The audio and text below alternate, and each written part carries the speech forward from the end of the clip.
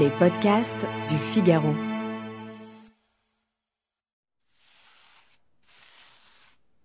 Il a réduit la peinture à sa stricte matière, à sa quintessence, à ses deux dimensions.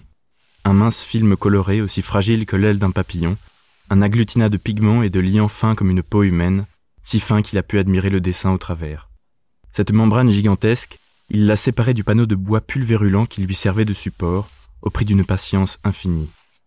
Il aimerait qu'on fasse ainsi de son âme, qu'on la détache de sa vieille carcasse fatiguée pour l'arrimer à un corps neuf et vaillant, qu'on lui donne la vie éternelle.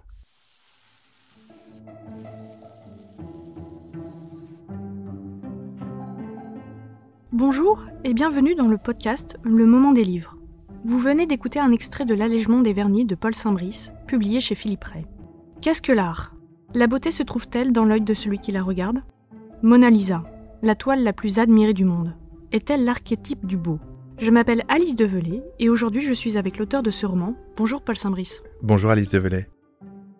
Vous publiez L'Allègement des vernis, un roman étourdissant dans lequel vous imaginez la restauration de la Joconde et ses conséquences. On s'en doute, les enjeux vont être politiques et il va y avoir des pressions internationales. Et c'est ce qui rend le livre d'autant plus intéressant, c'est qu'il possède plusieurs niveaux de lecture. Il peut se lire comme un polar artistique, une satire de notre époque et même un roman fantastique. Alors première question, Paul Saint-Brice, qu'est-ce que c'est que ce roman et comment l'avez-vous créé ?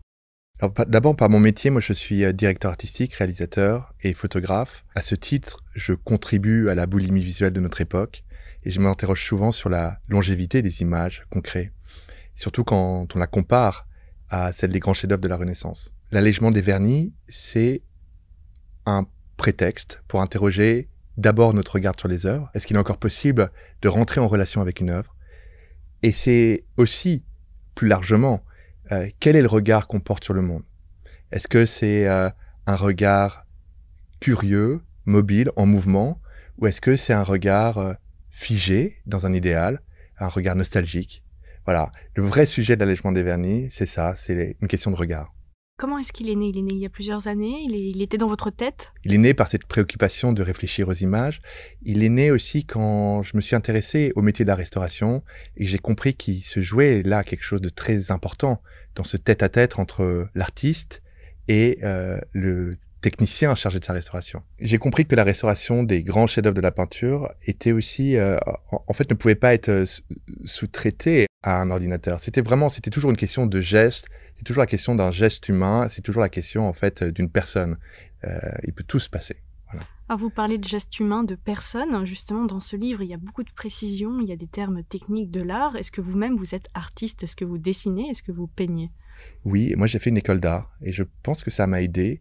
En tout cas pour moi, les notions de contraste, de pigments, de valeur sont très naturelles. Et de saturation, tout ça c'est un langage qui m'est familier. Et là, vous peignez encore alors ?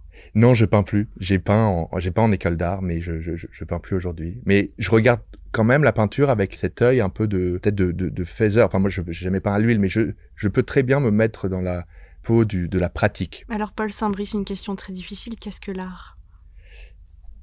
L'art, c'est peut-être ce qui nous émeut.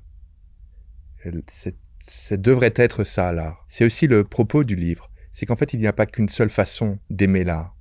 Alors, dans ce livre, il y a mon personnage principal, qui est Aurélien, directeur du département des peintures, et qui, lui, a hérité de son regard sur le monde, et qui voit la beauté avec ses connaissances académiques. Si j'avais un Aurélien, il me fallait un contrepoint. Et ce contrepoint, c'est le personnage d'Homéro, qui, lui, danse avec les statues au volant de son laveuse, dans la salle des Cariatides. Et Homéro, il incarne justement cette façon de rentrer en contact avec les œuvres, avec son cœur, sans connaissance préalable, juste parce que on a trouvé le moyen de rentrer en relation avec elle. On a le corps d'un côté et l'esprit de l'autre. Je dirais qu'on a l'esprit d'un côté, que Homéro, ce serait plutôt le cœur, en tout cas une espèce d'élan du cœur comme ça, un élan pur, authentique, et qu'on a le corps avec un troisième personnage qui est Gaetano, le restaurateur, et lui, il est véritablement dans le geste, dans la performance, il sent, il renifle les œuvres, il fait l'amour devant, il a un rapport très charnel avec la matière. Alors je le disais tout à l'heure, la Joconde, c'est la toile peut-être la plus admirée du monde, mais peut-être aussi la moins regardée, c'est une phrase d'Aurélien.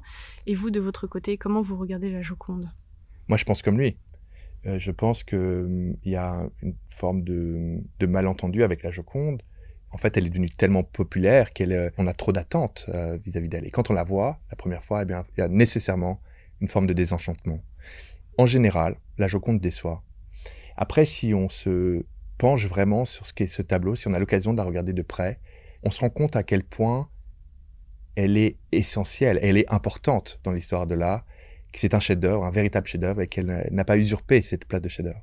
Dès la mort de Léonard, 30 ans après, Vasari écrit, à propos de la Joconde, « C'est une œuvre qui faisait craindre et trembler, car elle était la vie même. » Ça montre que de tout temps, elle a été reconnue comme l'immense chef-d'œuvre qu'elle est. Malheureusement, sa renommée, son côté pop, là, un petit peu, nous empêche de le voir. Alors l'art, la beauté, la peinture, la littérature en est remplie. Quel livre incarne pour vous l'art ? Le portrait de Dorian Gray est un livre magnifique sur la peinture comme le miroir de l'humanité. Et qu'en fait, il ne peut pas avoir d'art sans personne qui le contemple, sans spectateur. En ça, c'est un immense enseignement. Il y a quelqu'un qui me disait quelque chose de très intéressant sur la peinture. Quand il regarde des portraits comme la Joconde, il voit en miroir le peintre en train de faire le portrait. J'aime beaucoup cette image. Je pense qu'il faut voir l'art comme un miroir. Quel livre vous a fait aimer lire ? Alors, de manière assez, peut-être, je ne sais pas si c'est conventionnel ou pas, mais moi, je suis vraiment devenu boulimique de lecture grâce au Seigneur des Anneaux. J'étais vaguement malade. Ma mère m'a acheté le premier tome, c'est en 6 tomes. Et ensuite, je mettais le thermomètre sur la lampe pour prolonger ma fièvre. Et j'ai lu comme ça en une semaine les 6 tomes du Seigneur des Anneaux. Et à partir de ce moment-là, je suis devenu accro à la lecture. Votre mère va découvrir donc que vous lui avez menti ? Je lui ai dit depuis le temps. Ah d'accord, bon, tout va bien alors. Quel est votre livre de chevet ? Alors, je n'ai pas véritablement de livre de chevet, dans ce sens que je ne relis pas les livres. J'estime qu'il y a tellement de livres à lire, et tellement de livres que je n'ai pas lus, que je m'autorise rarement à lire des livres, sauf pour des raisons de documentation et tout ça. Mais en ce moment, j'ai 2 livres sur ma table de chevet, si je vous prends au mot. C'est le livre de Léa Cheval-Lévy, Simone, qui raconte l'histoire romancée de Simone Khan, qui va transcender son rôle de muse d'André Breton pour devenir une très grande galeriste. Voilà, c'est une plongée dans l'émergence du mouvement Dada, avec Breton évidemment, Aragon. C'est le destin d'une femme tiraillée entre les conventions sociales et son désir d'indépendance, une femme aussi alourdie de traumatisme, et qui va finalement se réaliser dans l'art. C'est très bien écrit, j'aime beaucoup. Et puis un autre livre que je suis aussi en train de lire en ce moment, c'est le livre d'Alexia Strezzi, Des lendemains qui chantent. C'est le destin d'un jeune homme que sa voix d'or va conduire de péripétie en péripétie sur fond de montée du fascisme. C'est un très beau roman, c'est très puissant, très romanesque, avec une écriture vive, imagée, rythmée. Un beau livre aussi. Quel livre vous a fait pleurer ? Je pourrais vous dire comme ça, Martin Eden par exemple, les dernières pages de Martin Eden La fin est incroyable. Incroyablement poignantes. Mais pour être tout à fait honnête avec vous, le livre qui m'a véritablement bouleversé, c'est La possibilité d'une île de Michel Houellebecq, dont c'est difficile de parler de Houellebecq aujourd'hui, il fait vraiment n'importe quoi. Mais je peux pas nier l'importance de ce livre pour moi. Dans La possibilité d'une île, on suit le destin d'un homme assez médiocre, qui est humoriste, un peu hanounesque en fait, hein, un type désillusionné, un type obsédé. Et en parallèle, on a l'existence de ces clones successifs qui vivent les uns après les autres dans un bunker, dans un monde qui a subi l'effondrement. Et ces clones, le temps de leur courte vie, s'interrogent sur l'existence du premier d'entre eux, donc cet humoriste. Et eux, qui n'éprouvent aucune joie, aucun sentiment en fait, se demandent ce que pouvait bien être l'amour. Ça m'émeut énormément. Pour moi, il est là, le talent de Houellebecq, c'est de faire émerger de la fange comme ça une beauté rare, une poésie éblouissante. Ça montre que même dans cette espèce de misère humaine, il y a toujours la possibilité d'une rédemption. La possibilité d'une île. La possibilité d'une île. Un grand livre pour moi. Quel livre vous a fait rire ? Le livre qui m'a fait rire au pied de la lettre, véritablement, parce que je le lisais dans le train et je m'esclaffais presque à chaque page, c'est le premier roman de Guillaume Lebrun qui s'appelle Fantaisie guerrière. C'est écrit avec une langue extraordinaire qui mélange vieux français et mots d'anglais. Et il raconte comment Yolande d'Aragon se met en quête pour bouter les English hors de France. C'est une sorte de Jeanne d'Arc. Voilà, exactement, de réunir un casting de Jeanne d'Arc. Elle réunit donc 15 jeunes femmes qu'elle appelle Jeanne la première, Jeanne la deuxième, etc. Et à la fin, il en reste qu'une et c'est pas du tout celle qu'on attend. C'est punk, c'est iconoclaste, c'est jubilatoire. Mais peut-être plus proche de moi, le livre que je trouve très drôle, mais pas seulement drôle, intelligent, nuancé, c'est Le Voyant des Tempes d'Abel Quentin. Et dans Le Voyant des Tempes, Abel Quentin raconte l'histoire d'un professeur qui se revendique d'avoir été de toutes les luttes de la gauche. En fin de carrière, il décide d'écrire un livre sur un auteur américain qui aurait habité Paris dans les années 50, un poète noir, qui aurait fréquenté Sartre et tout ça, qui aurait été un communiste. Et son livre va susciter une bronca sans précédent. Et on va lui reprocher d'avoir négligé de raconter la vie de cet auteur qu'il admire, d'avoir négligé l'angle de sa couleur de peau. Et c'est un livre qui dénonce en fait les excès de puritanisme de notre époque et qui montre aussi que on finit toujours par être le réactionnaire de quelqu'un. Quel livre vous a mis en colère ? Je pourrais vous répondre avec évidence, par exemple, deux très beaux livres, celui de Vanessa Springora, Le Consentement, ou celui de Camille Kouchner, La Familia Grande. Mais de manière peut-être plus singulière, le livre qui m'a vraiment mis en colère, c'est Les Bienveillantes.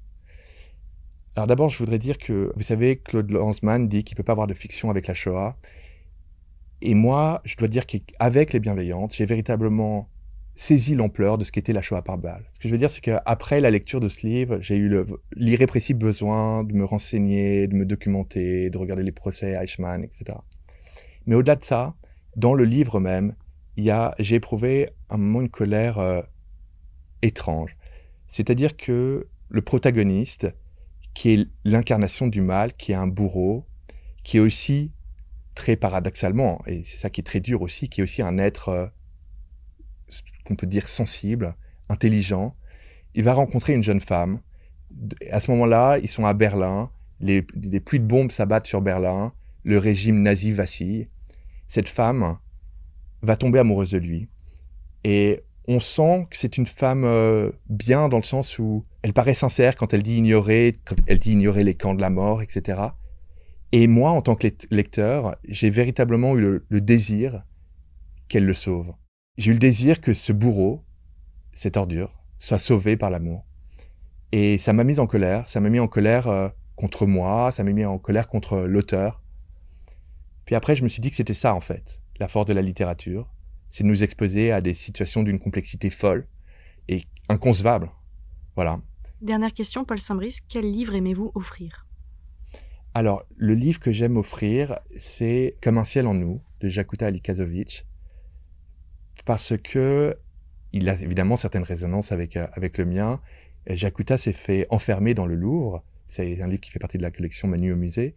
Et en fait, dans cette nuit qu'elle va passer au Louvre, elle va ressusciter la figure de son père. C'est un très beau roman sur la transmission, sur la langue, sur l'intégration aussi, comment l'art aussi peut permettre l'intégration. Et puis, donc oui, c'est un livre qui a certaines résonances avec le mien, parce qu'on la voit, par exemple, faire du moonwalk en chaussettes dans la salle des Cariatides, ou encore s'interroger sur la vocation des œuvres, parce qu'elles étaient vraiment destinées à être vues comme ça par le plus grand nombre. Et puis, il y a cette phrase qui résonne comme un mantra, cette phrase de son père qui lui demande toujours « Et toi, comment t'y prendrais-tu pour voler la Joconde ?» Un autre livre, si vous me le permettez, que j'offre beaucoup, en plus il est très court, c'est très facile à offrir, c'est celui de Jean-Philippe Toussaint, L'instant précis où Monet entre dans l'atelier. J'aime beaucoup Jean-Philippe Toussaint. Et dans ce livre, il dit quelque chose de très important. Il dit que, en fait, à la fin de sa vie, l'objectif de Monet, ce n'est pas de terminer les nymphéas, mais c'est de poursuivre leur inachèvement. Et il sait que si jamais il les achève, eh bien, ça reviendrait pour lui à consentir à disparaître. Et évidemment, quand je lis ça, moi, je pense à Léonard, qui est aussi un peintre de l'inachevé. Je rappelle que vous êtes l'auteur de L'Allègement des vernis, publié chez Philippe Ray. Merci Paul Saint-Brice. Merci beaucoup Alice Develay. Merci de nous avoir écoutés. Cet épisode a été monté par Astrid Landon. Louis Chabin était à la prise de son. Vous pouvez retrouver tous nos podcasts sur lefigaro.fr et sur vos plateformes d'écoute préférées. À bientôt!